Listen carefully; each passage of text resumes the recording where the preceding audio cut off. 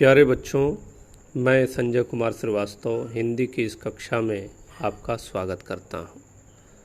बच्चों, हिंदी की कक्षा की शुरुआत हम लोग काव्यखंड या पद्यखंड से करेंगे।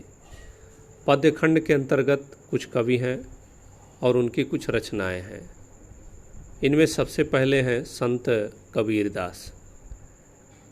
इस पाठ में उनके कुछ पद हैं और कुछ दोहे हैं जिन्हें आपको पढ़ना होगा।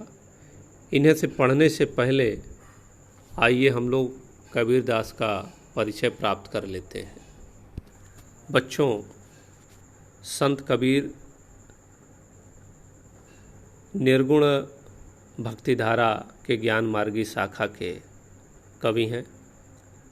बच्चों, ये समाज सुधारक संत कवि हैं।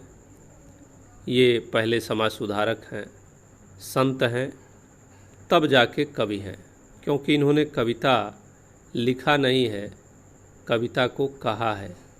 और कहा किस लिए है? साहित्यकार बनने के लिए नहीं, अपितु समाज को सुधारने के लिए, समाज का भला करने के लिए। तो बच्चों, कबीरदास जी का जीवन परिचय हम लोग देखेंगे पहले। तो कबीरदास जी का जन्म सन 1398 ईस्वी में काशी में लहरतारा नामक स्थान पर हुआ था। एक किंवदंती है कि एक विधवा ब्राह्मणी ने इन्हें जन्म दिया था और लोक लाज के भय से इन्हें तालाब के किनारे छोड़ दिया था, और बाद में इन्हें एक जुलाहा दंपति ने वहाँ से उठाया और उनका पालन पोषण किया। रामानंद इनके गुरु थे, उन्होंने उनसे दीक्षा ली थी। तो यह बच्चों उनका जीवन परिचय है संक्षेप में। अब चूँकि आपके अब 11वीं 12वीं की कक्षा में जीवन परिचय का बहुत महत्व नहीं होगा। अब कवि या लेखक की जो रचनाएं हैं और उन रचनाओं में उस कवि या लेखक की जो भाव पक्षी कला पक्षी विशेषताएं हैं, इन सारी बातों पर ही आपको ज़्यादा ध्यान देना होगा। तो बच्चों, कबीर दास जी को मैंने बताया कि वे समाज सुधारक थे। तो समाज की स्थिति क्या थी उनके समय में? तो समाज बंटा हुआ था धर्म के आधार पर, जाति के आधार पर। धर्म के आधार पर हिंदू और इस्लाम दो धर्म थे, और दोनों धर्मों की अपनी अपनी कुछ न्यूनताएं थीं, कुछ कमियां थीं। उन कमियों को कबीरदास ने उजागर किया, उन्हें उसके बारे में बताया और उन्हें सही मार्ग पर लाने की चेष्टा की।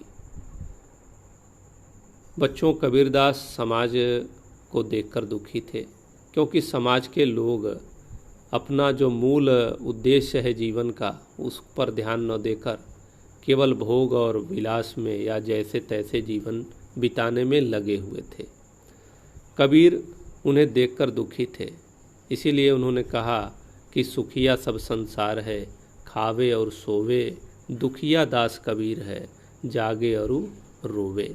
तो कबीरदास की जो चिंता है वह स्पष्ट है समाज के विषय में। वे समाज के लोगों का लौकिक जीवन ही नहीं सुधारना चाहते थे, अपितु पारलौकिक जीवन के विषय में भी चिंता करते थे। तो उन्होंने लौकिक जीवन को सुधारने का सबसे पहले प्रयास किया। तो प्रयास के क्रम में उन्होंने जो इन दोनों धर्मों के लोग थे, उनके जो अग्रणी जो अगुआ लोग थे, उनके चरित्र के जो दोष थे, जो उनके विरोधपूर्ण विचार थे, उनका उन्होंने सबसे पहले उनसे आगे रखा, उन्हें दिखाया समाज को, उनके दोषों को उजागर किया। दोनों को फटकारते हुए उन्होंने कहा है, अरे इन दोन राह न पाई, हिंदू अपनी करे बड़ाई, गागर छुअन न देई, वैश्या के पाइनतर सोवे, कहाँ गई हिंदुआई। फिर उन्होंने कहा कि मुसलमान के पीर औलिया, मुर्गा मुर्गी खाई, खाला केरी बेटी ब्याहें, घर ही में करे सगाई।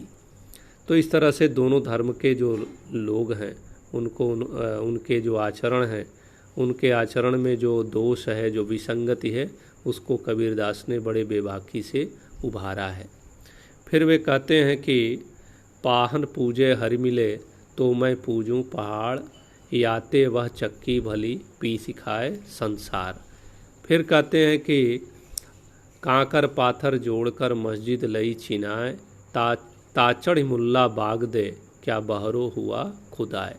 तो जिस बेबाकी से कबीरदास ने इस तरह की टिप्पणी कर दी, वह आज कल्पना कर सकते हैं कि आज के समय में भी संभव नहीं है।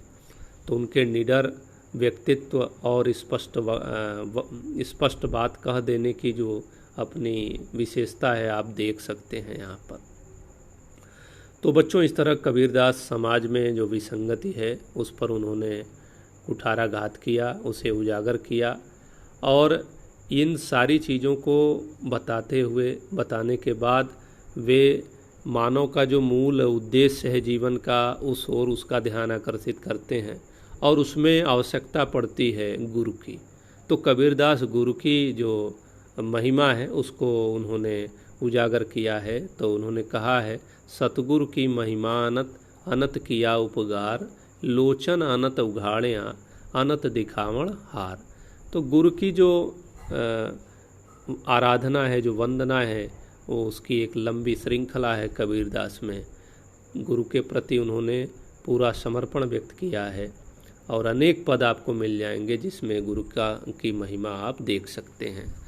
तो बच्चों, कबीरदास का जो काव्य यात्रा है वह पूरी तरह से समाज को समर्पित है।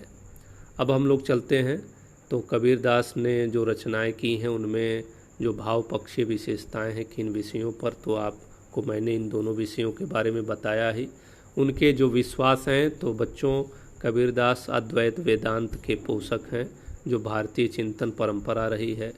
वे भी मानते हैं कि यह जो जीव है परमात्मा का ही अंश है, और इस जीव को यह जीव अज्ञानवश अपने को अलग समझता है, और इस अज्ञान के नष्ट होने पर जो जीव है वह परमात्मा में विलीन हो जाता है। उसका जन्म और मृत्यु का जो क्रम है वह टूट जाता है, वह पुनः इस भव सागर में नहीं आता, ऐसा विश्वास है कबीरदास जी का। तो इस दार्शनिक चिंतन के आधार पर उन्होंने अपनी रचना को आगे बढ़ाया और समाज को सही दिशा में ले जाने का प्रयास किया। तो बच्चों, इस तरह से कबीरदास के जो विचार हैं उनको मैंने बताया। फिर आगे उनकी जो कला पक्षीय विशेषताएं हैं उसमें भाषा पर चलते हैं। तो भाषा, कबीर की भाषा पर बहुत तगड़ी पैठ है, उस पर नियंत्रण है। कबीर भाषा के डिक्टेटर हैं। चूँकि वे संत थे और संत होने के नाते भिन्न भिन्न जगहों पर प्रवास किया करते थे, जाया करते थे, तो उन स्थानों की जो बोलियां थी उनके व्यवहार में वे चली आईं।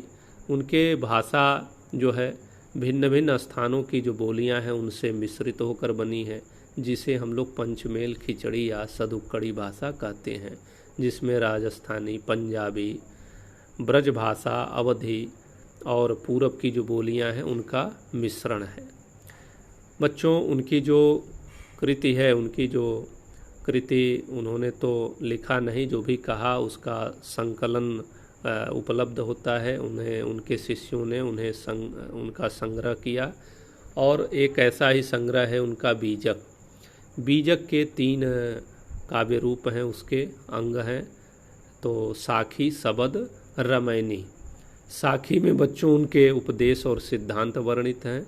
सबद में उनके जो ईश्वर विषयक उनका जो प्रेम है और अंतरंग साधना है वह व्यक्त हुई है, और ये जो पद हैं शब्द के, वे गेय पद हैं, गाए जा सकते हैं।